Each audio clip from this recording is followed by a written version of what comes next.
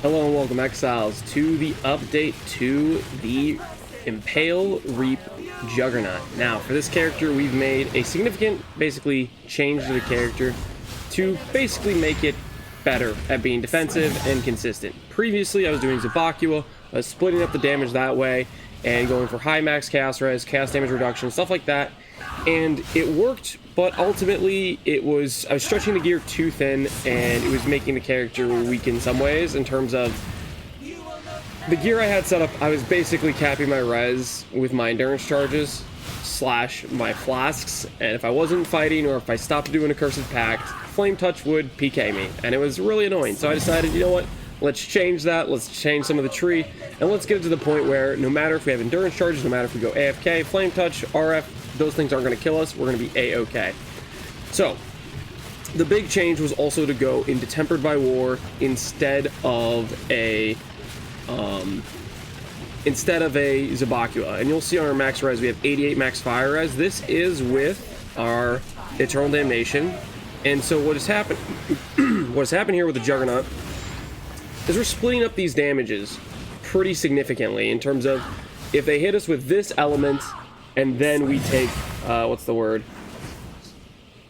we take some other damage type, basically separating the two. The armor is more effective, I believe, is how it works. Now, granted, our weakest defense is actually chaos res now.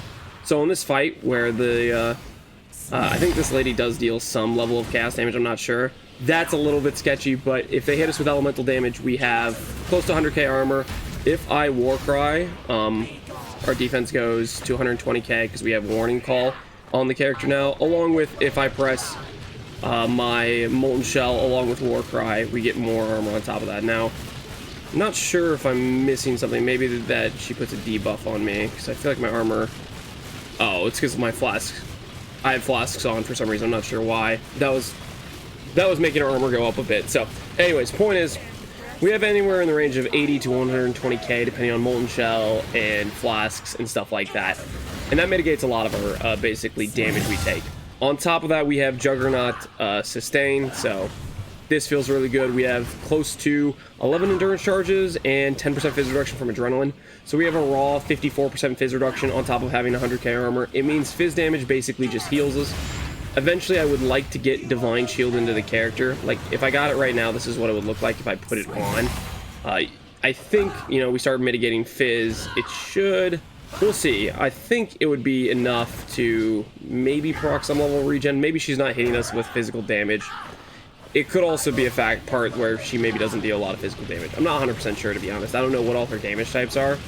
And we do have 15,000 basically net degen on our character between flametouch and between what is it called? Flametouch and RF. We have a huge amount of self degen, so maybe if we are getting regen from it, I can't tell if it's proccing.